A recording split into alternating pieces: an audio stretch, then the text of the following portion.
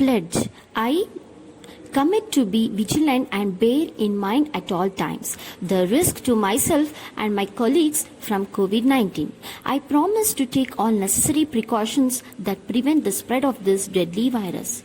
I promise to follow and encourage others to follow the key COVID appropriate behaviors, to always wear a mask, face cover, especially when in public places, to maintain a minimum distance of 6 feet from others, to wash my hands frequently and thoroughly with soap and water. Together, we will win this fight against COVID-19.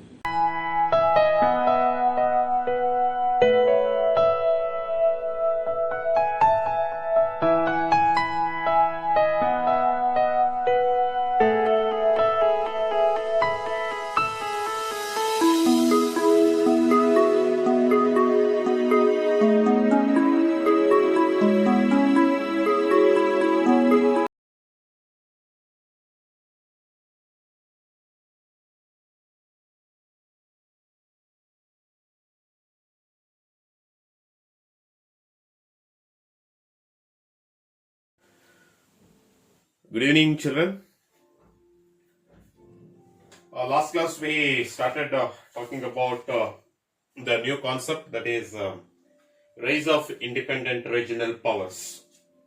So in that I had given you introduction in the previous class, and I just started with the first and foremost the independent regional power. So that was the Marathas. So last class we talked about this Marathas kingdom. We started with talking about the Peshwa rule. So in that we talked about the first Peshwa of Maratha kingdom. So that was Balaji Vishwanath. So this is the personality so which we were talking in the previous class. And we started with the discussion called role of Balaji Vishwanath. So in that previous class, the four major role we had discussed in the previous class. So we will continue with the role of Balaji Vishwanath. In today's class, we are going to see some more the role of Balaji Vishwanath. Then we will get into another two, the Peshwa, the rulers of this Maratha kingdom in today's class. Then we will end up this the regional kingdom of Maratha. Then we will get into the next class. We will get into the second regional kingdom. So that will be the Bengal. So last class when we talked about the Balaji Vishwanath, okay, so Balaji Vishwanath's role, we had end up with talking about Balaji Vishwanath made a right to levy taxes, the two types of taxes on 6 Mughal provinces in Decca. So that was the taxes called as Chaud and Swadeshamukhi.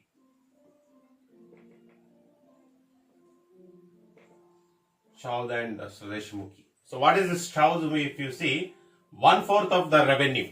Okay, so it's a 1/4 of the revenue.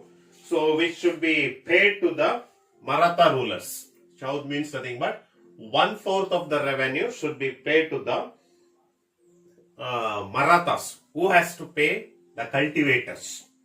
Okay, the cultivators has to pay. And this Chaud tax is imposed only in the 6 Deccan provinces of Mughal. Okay, the 6 provinces which were under the control of Mughal rule. So that Mughal provinces, that 6 provinces, they should pay 1/4 of the revenue to the Maratha kingdom. Okay, that means the cultivators has to pay 1/4 of the revenue to the Maratha kingdoms or the Maratha kings. Okay, Maratha kings from the Deccan provinces. Okay, that is the called the Chaud tax. Then Swadeshamukhi was an additional 1/10 of land revenue. It's a additional 1/10 of the land revenue as an annual tribute in a year once. Okay, in a year once.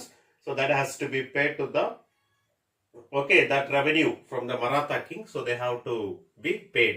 Okay, to the Maratha king.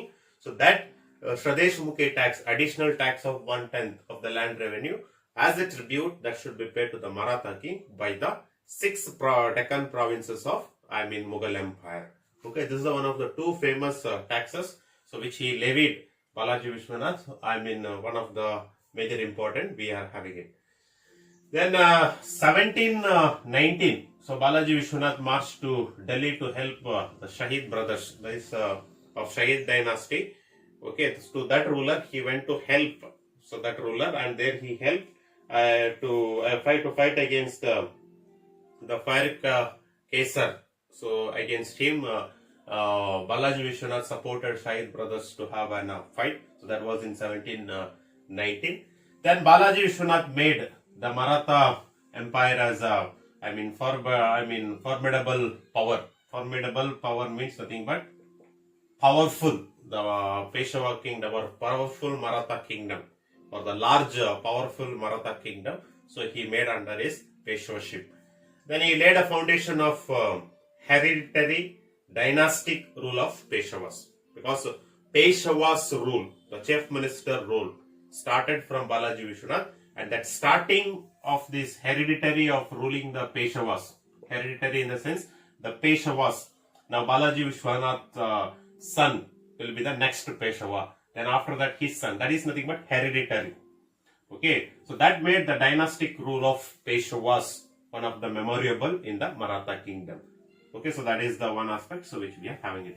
So these are the role of Balaji Vishwanath. So during his Peshwaship, so he made it. Then after Balaji Vishwanath, okay, so after Balaji Vishwanath, the kingship, the Peshwaship was passed to his son. So that was Bajirao first. Okay, the kingship, Peshwaship was passed to, Bajirao first. When we talk about the Bajirao, he was a military genius. That is, he was a very good military genius personality. He was, and at the same time, the personality of Balaji. Okay, so the Bajirao first. Okay, so first the personality. So he was a very military genius. The personality he was. And when we talk about this, his military genius, okay, so when we talk about his, and he was a very bold personality. Okay, the Bajirao first. Okay, he was a very bold personality also. So having bold and military genius qualities, so he transformed the Maratha kingdom. Into, okay, he transformed. Transformed means he molded the Maratha kingdom into, the Maratha Empire. Okay, renaming. The kingdom was renamed as a Maratha Empire because of his brilliant campaigns, which he used through his military technical skills. Okay, that's made. So that made under his kingship, Bajirao first kingship, the Peshwa. Okay, so he divided the Mughal provinces into the spheres of influence. Okay, the Mughal provinces were classified into spheres of influence. Okay, and this spheres of influence is nothing but Maratha Confederacy. Okay, the Mughal provinces were classified into different groups, and that different groups were placed under the chiefs of Maratha family.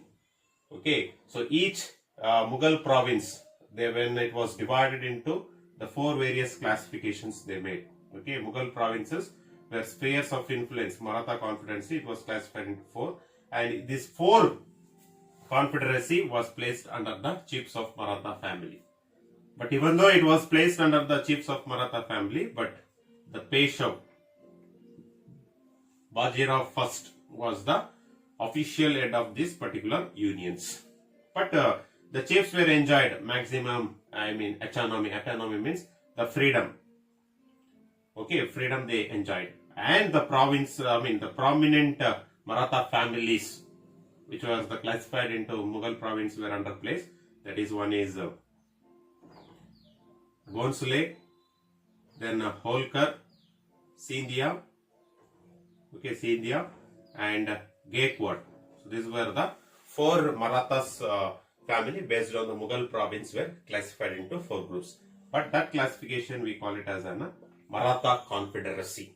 The speciality of this is here the chiefs were given, to take care of the each, places, but the Peshwa was an official head to this. Okay, this was Bajirao first, one of the notable contribution which we are having it.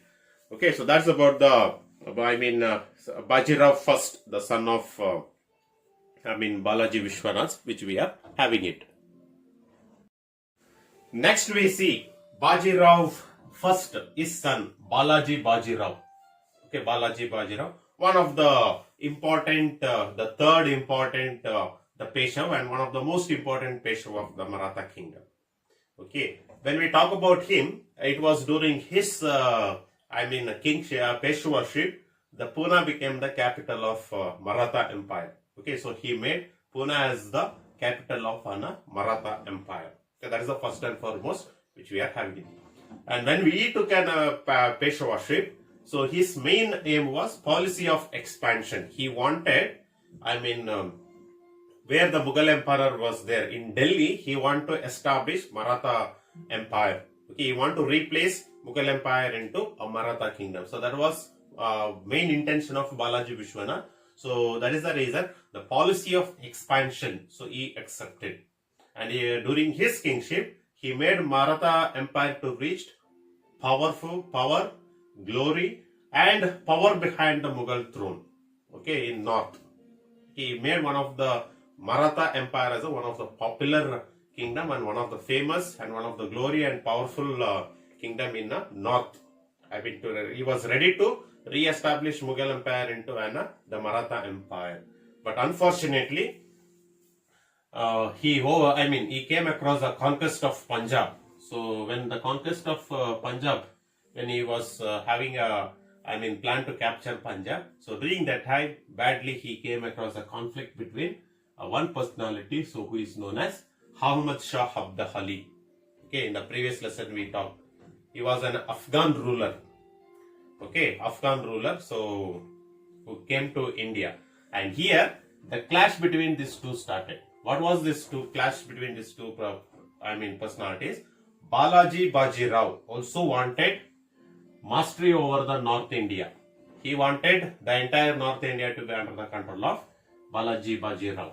And at the same time, Ahmad Shah Abdali also wanted the North India to be under his control. So that conflict between Balaji Bajirao and Ahmad Shah Abdali to become mastery over the North India created a third battle of Panipat in 1761.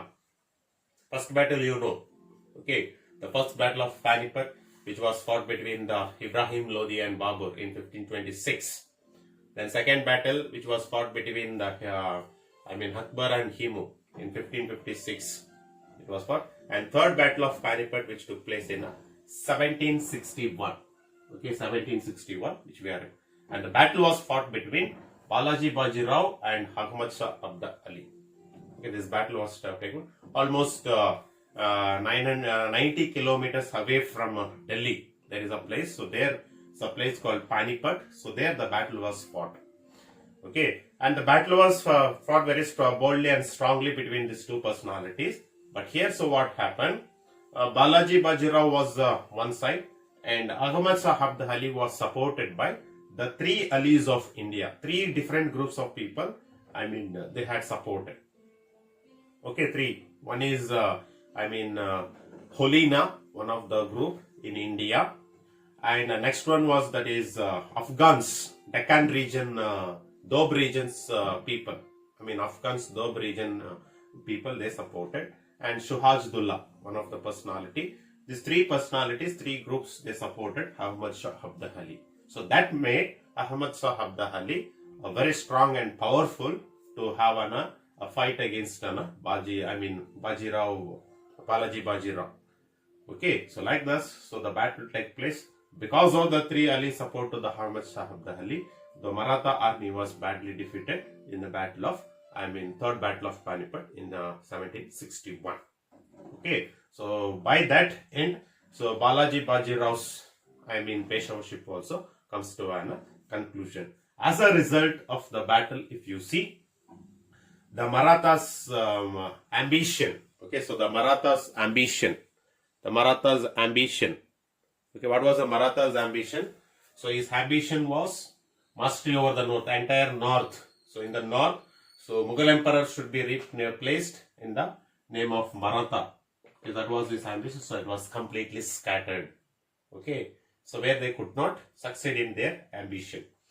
Then Afghans too failed to capitalize. Even Afghans, they had an intention of establishing the control over the mastery over the North India, but that also got failed. So here Marathas' ambitions failed because of the Afghans, that is Muhammad Shah Abdali. Okay, because of him, so Maratha failed. But here, why Ahmad Shah Abdali failed to establish it is because of the political domination of English East India Company.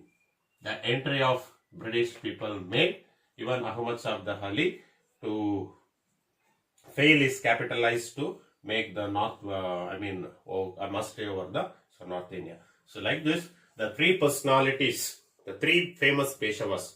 Okay, so Balaji Vishwanath, Bajirao first, and Balaji Bajirao. So they contributed more to an Maratha, kingdom, and they made Maratha kingdom into called to be a Maratha empire. But Maratha empire, they could not establish in North India, that is in Delhi, but still their contributions, are remembered under this rule of Maratha and Maratha's kingdom. Okay, so that's about the the three personalities. So for which one we are having. So that's about Maratha kingdom.